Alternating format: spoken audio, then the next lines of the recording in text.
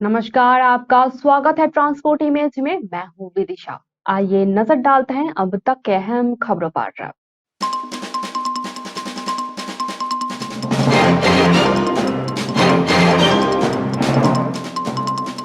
नौसेना में शामिल हो गए सबमरीन आईएनएस वागिर। माना जाता है इसे साइलेंट किलर।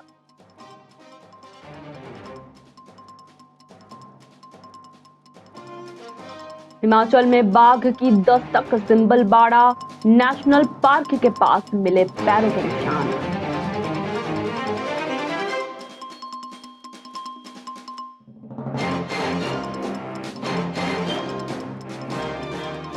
महाराष्ट्र में उद्धव ठाकरे का बड़ा दांव। VBA संग गठबंधन की घोषणा। BR अंबेडकर के पोते संग लड़ेंगे BMC चुनाव।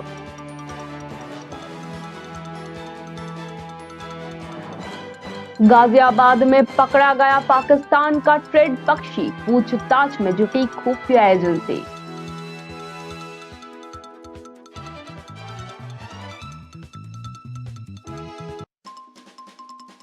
हराई हो जाएंगी सुनील शेट्टी की बिटिया अथिया।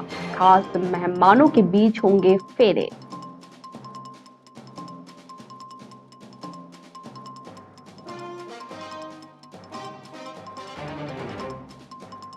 मौसम नहीं बदला, स्कूलों की टाइमिंग बदल दी।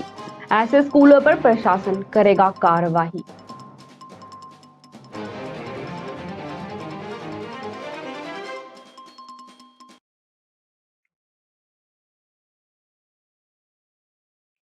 आइए जानते हैं खबरें विस्तार से।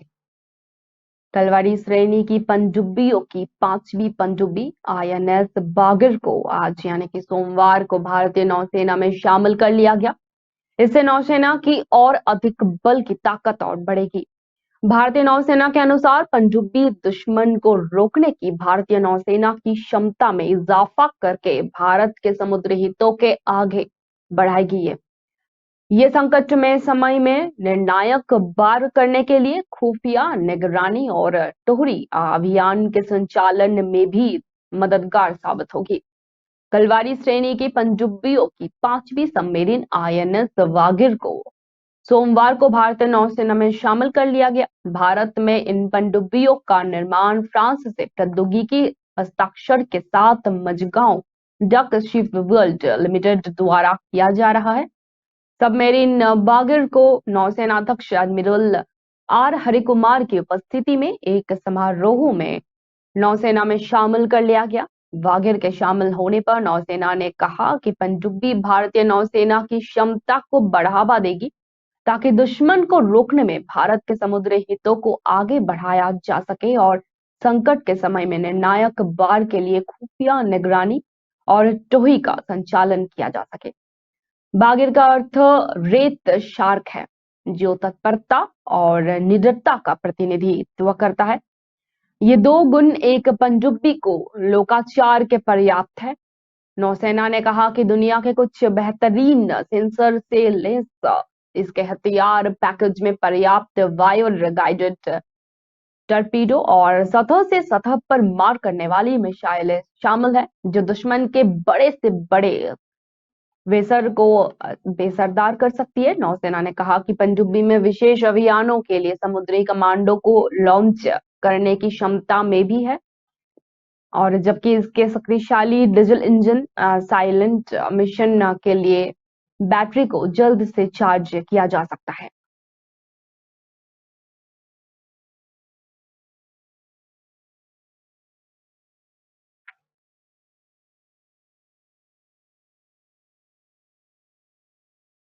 हिमाचल प्रदेश में बाघ नहीं पाए जाते हैं, लेकिन पहली बार यहां बाघों की एंट्री दर्ज की गई है। वन विभाग को बाघ के पैरों के निशान मिले हैं। शिमला वाइल्ड लाइफ डिवीजन की तरफ से ये जानकारी साझा की गई है। शिमला वाइल्ड लाइफ डिवीजन ने ट्विटर पर एक तस्वीर शेयर की है, जिसके अनुसार सूबे के सोरमोर जिले के पनवड्डा साहिब में बाघ के पैरों के निशान देखे गए हैं। ये काफी दुर्लभ घटना है, क्योंकि आज से पहले कभी भी हिमाचल में बाघ या उससे जुड़ी हुई कोई गतिविधि रिपोर्ट में नहीं आई थी। विभाग का कहना है कि कैमरे से इलाके पर नजर रखी जा रही है। दरअसल जिस जगह बाघ के पैरों का निशान मिले हैं वह इलाका सिंबलवाड़ा नेशनल पार्क के साथ सटा हुआ है। ये वन संरक्षित इलाका 19 किलोमीटर में फैला हुआ है और हरियाणा के साथ इसका बॉर्डर लगता है। 1958 में सिंबलवाड़ा वाइल्ड लाइफ सेंचुरी अस्तित्व में आई थी। इस इलाके में ज्यादातर गोरल, संभार और चीतल पाए जाते हैं। ऐसे में अब बाघ के पैरों के निशान मिलने से उम्मीद जताई जा रही है कि यहाँ बाघ की मौजूदगी भी हो सकती है।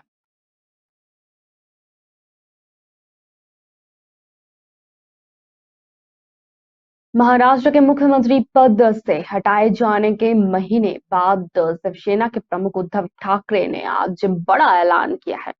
उद्धव ठाकरे ने सोमवार को बी.आर. अम्बेडकर के पोते प्रकाश अम्बेडकर के नेतृत्व वाली वंचित बहुजन अघाड़ी या फिर हम कह सकते हैं बीबीए के साथ अपनी पार्टी के गठबंधन की घोषणा कर दी है। ये बड़ी घोषणा बीएमसी चुनावों से ठीक पहले हुई है। उनके इस घोषणा के बाद बीएमसी चुनाव दिलचस्प होने वाली है। उद्धव ठाकरे ने एक संवाददाता सम्मेलन को संबोधित करते हुए कहा कि हम संविधान को अक्षुण्ण रखने के लिए एक साथ आए हैं। इस दौरान उन्होंने प्रकाश अम्बेडकर के साथ मंच साझा किया है। गौरतलब है कि उद्धव की महाविकास अघाड़ी सरकार को जून में एकनाथ शिंदे नेतृत्व वाली विद्रोही सेना गुट द्वारा घेरा दिया गया था।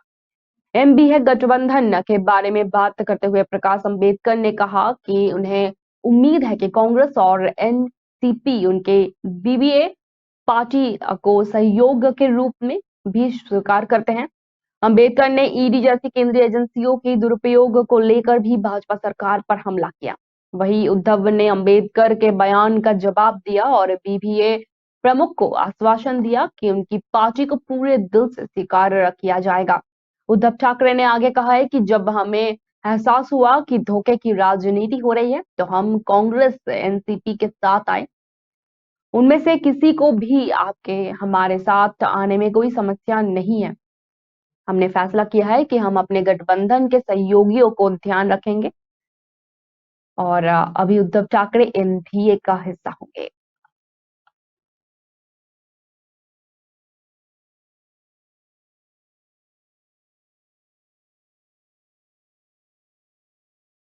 देश भर में गणतंत्र दिवस को लेकर उत्साह का माहौल है, लेकिन इस माहौल को खराब करने के लिए सीमा पर बैठे दुश्मन अपनी पूरी ताकत झोंक रहे हैं।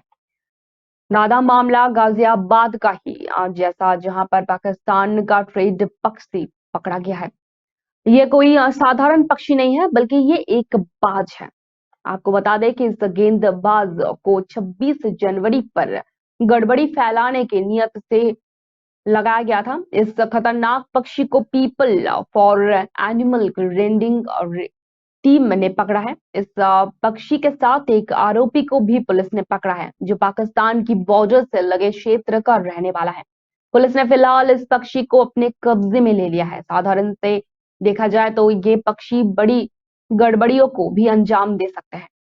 इन पक्षियों को मौके की सोर्स जुटाने के लिए भी इस्तेमाल किया जाता है। भारतीय सेना के पास भी पाकिस्तानी ड्रोन का शिकार करने के लिए प्रशिक्षित चील है। इस प्रशिक्षित चील का नाम अर्जुन रखा गया है। इसके सहयोग से ड्रोन को खत्म कर दिया जाता है, जिसको पहली बार उत्तराखंड के ओली में भारत अमेरिका के संयुक्त प्रशिक्षण युद्ध अभ्यास के दौरान दिखाया गया था। ड्रोन का शिकार इस तरीके से पहली बार इस पक्षी ने किया था। इन पक्षियों को इस तरीके से ट्रेन किया जाता है कि ये ड्रोन की लोकेशन पहचान कर हवा में ही जिसे खत्म कर दे।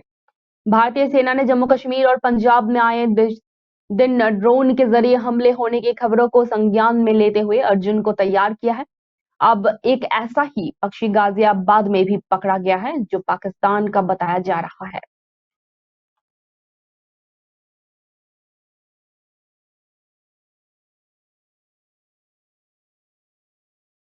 भारतीय क्रिकेटर राकेल राहुल और एक्ट्रेस अथिया सट्टी की जिंदगी का बड़ा दिन आ गया है। ये सेलेब कपल सोमवार को विवाह बंधन में बंध जाएंगे। शादी से जुड़ी तैयारियां हो चुकी हैं। सुनील शेट्टी खुद खंडाला हाउस की तैयारियों का जायजा लेने आए थे। शादी से पहले बीते रविवार को संगीत सेरेमनी हुई। जानकारी के अनुसार दूल्हा दुल्हन के साथ सभी परिवार वालों ने इस मौके पर काफी मस्ती की। अथिया और राहुल की दोस्ती एक कॉमन फ्रेंड के जरिए हुई थी। 3 साल डेट करने के बाद दोनों ने विवाह बंधन में बंधने का फैसला किया। शादी को लेकर बीते साल दिसंबर में ही सब कुछ फाइनल हुआ था। सुनील और माना सेट्टी ने शादी को लेकर सब कुछ स्पेशल तरीके से प्लान किया। रविवार को हुए संगीत में अथिया और राहुल ने फिल्मी गानों पर जमकर डांस किया। साथ ही कुछ स्पेशल परफॉर्मेंस भी हुई। अथिया और राहुल की शादी खंडाला हाउस में बेहद करीबी लोगों के बीच होगी। शादी के लिए परिवार के साथ बहुत खास दोस्तों को ही बुलाया गया है। जानकारी के अनुसार शादी समारोह को प्राइवेट रखा जाएगा। शादी के बाद कपल और परिवार की ओर से आधिकारिक जानकारी और फोटो शेयर की जाएगी। इससे पहले किसी भी तरह के फोटोज क्लिक करने की इजाजत बिल्कुल भी नहीं दी गई है।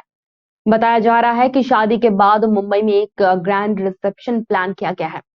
इससे बॉलीवुड और क्रिकेट जगत के कई हस्तियां शामिल होंगे। इससे पहले खंडाला हाउस पर तैयारियों का जायजा लेने पहुंचे सुनील शेट्टी ने मीडिया से वादा किया है कि परिवार सहित फोटो के लिए आएंगे। साथ ही उन्होंने अपने स्टाफ को मीडिया का ध्यान रखने को भी की सलाह भी दी है।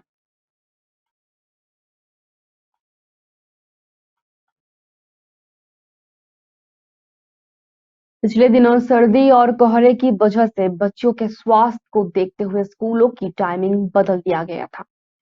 इस संबंध में प्रशासन ने अभी कोई नया आदेश जारी नहीं किया है। इसके बावजूद कुछ स्कूल पहले की ही टाइमिंग पर खुलने लगे हैं। सोमवार को पहले दिन छोटे बच्चों का सुबह सुबह स्कूल जाने में परेशानी हुई। बच्चों के अभिभावकों ने भी नाराजगी जाहिर की है।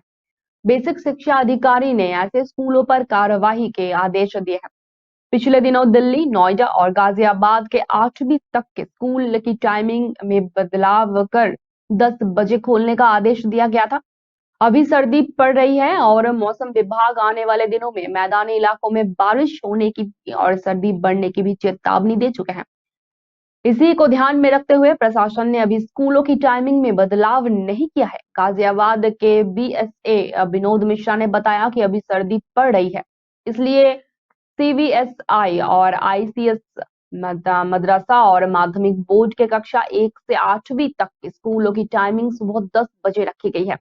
अगले सप्ताह से इन स्कूलों का समय बदलाव किया जाएगा। सर्दी के बावजूद गाजियाबाद, नोएडा और दिल्ली में स्कूलों की टाइमिंग एक जैसी नहीं है। कुछ स्कूलों में बच्चों को सुबह जल्दी बुलाया जा रहा है तो कुछ स्कूलों में देर से बुलाया जा रहा है। गाजियाबाद के ट्रांसहिंडन में कक्षा 1 से 8वीं तक के कुछ स्कूल सोमवार को पहले के समय पर ही खोले गए। सुबह सुबह छोटे बच्चे सर्दी में ठिठुरते हुए स्कूल पहुंचे।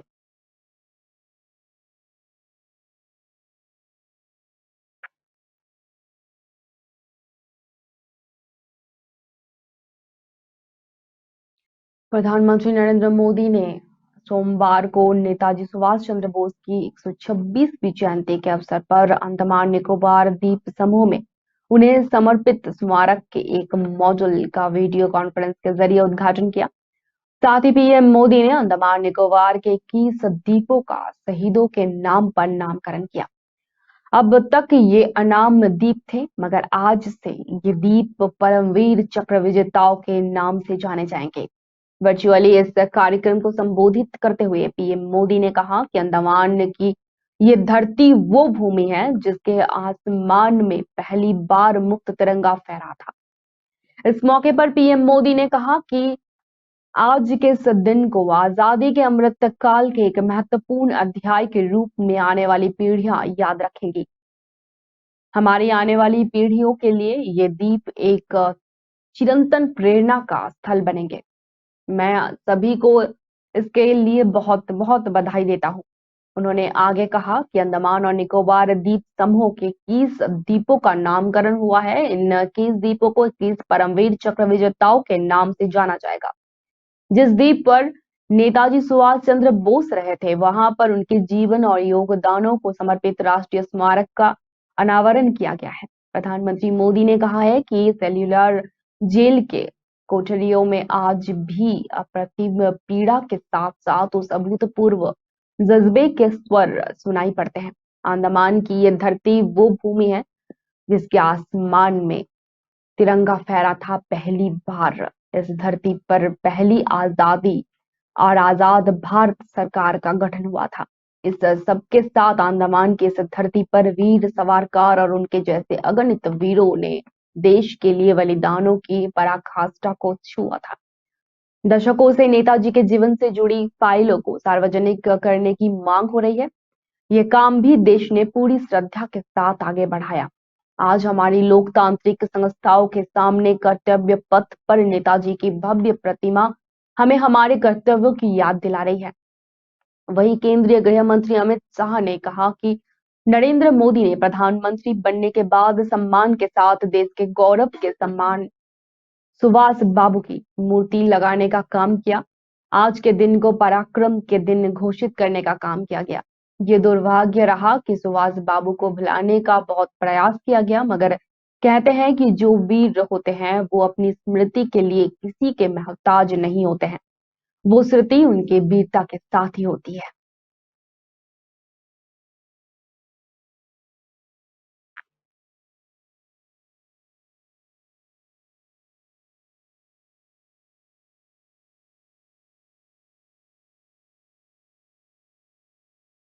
राजधानी जयपुर में पुलिस ने साल की शुरुआत में ही नकली शराब के खिलाफ सबसे बड़ी कार्रवाई करते हुए 4 फैक्ट्रियों पर छापेमारी की। मामले में पुलिस ने 10 लोगों को गिरफ्तार करते हुए भारी मात्रा में नकली शराब बरामद किए हैं, जो कि महंगे दामों वाले ब्रांड के रैपर लगाकर बाजार में बेची जा रही थी। पुलिस को सर्च कार्रवाई के दौरान ऑटोमेटिक मशीन से फैक्ट्रियों में ऐसे तैयार शराब भी मिले हैं जो कि सिर्फ सीएसडी कैंटीन में ही बेचा जा सकती है। मामले में पुलिस कमिश्नरेट ने 2 पुलिस थानों के 4 बिट कांस्टेबल की लापरवाही को मानते हुए निलंबित कर दिया। वहीं शिवदासपुरा और संगानेर सदर थाना प्रभारी सहित बीट प्रभारियों के खिलाफ भी विभागीय जांच के आदेश दिए गए।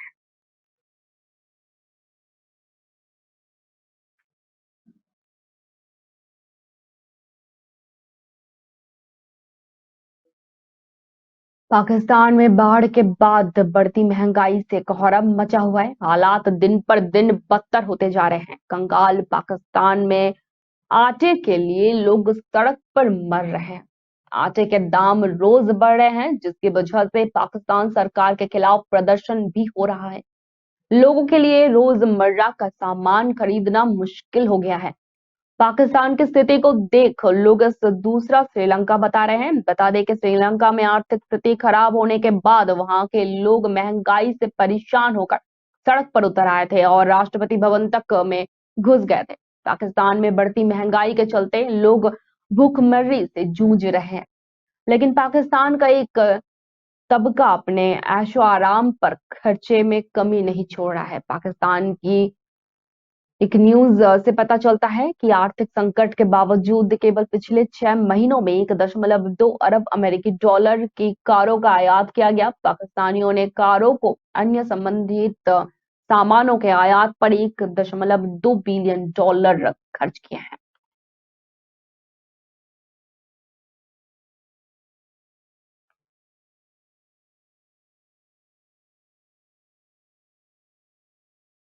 एक फरवरी के पेश होने वाले बजट में सरकारी कर्मचारियों 2 तोहफे मिल सकते हैं। वित्त मंत्री निर्मला सीतारमण कर्मचारियों के वेतन के फिटमेंट फैक्टर को बजट में बदलने की घोषणा कर सकती है।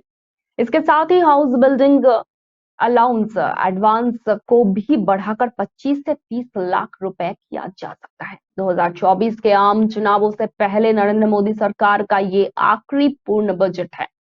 ऐसे में उम्मीद जताई जा रही है कि सरकार कर्मचारियों को लुभाने के लिए कई ऐलान कर सकते हैं।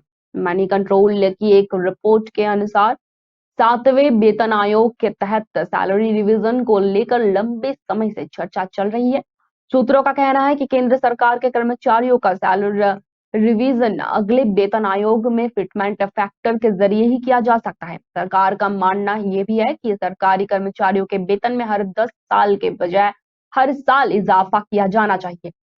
इससे निचले पदों पर बैठे कर्मचारियों को भी उच्च पद पर बैठे अधिकारियों जितना वेतन मिलने का रास्ता साफ हो सकता है।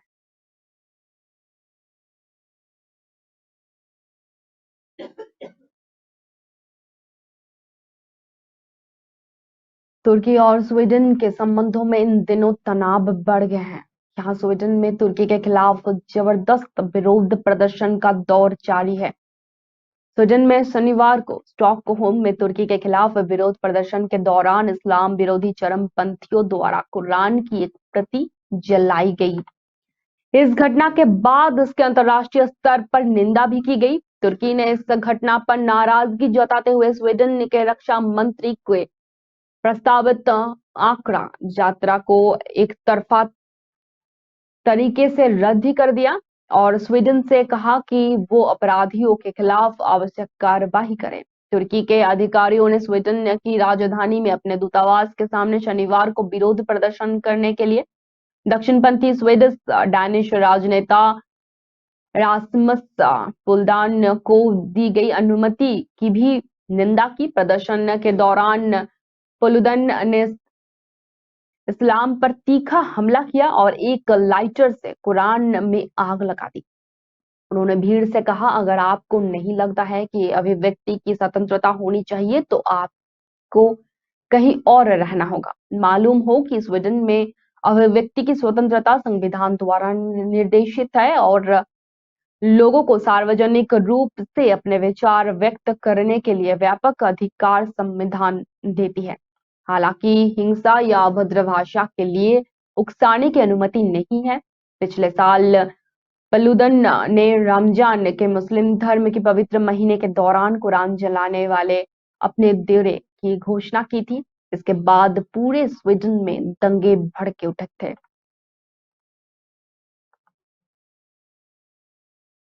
अब तक के लिए इतना ही। धन्यवाद।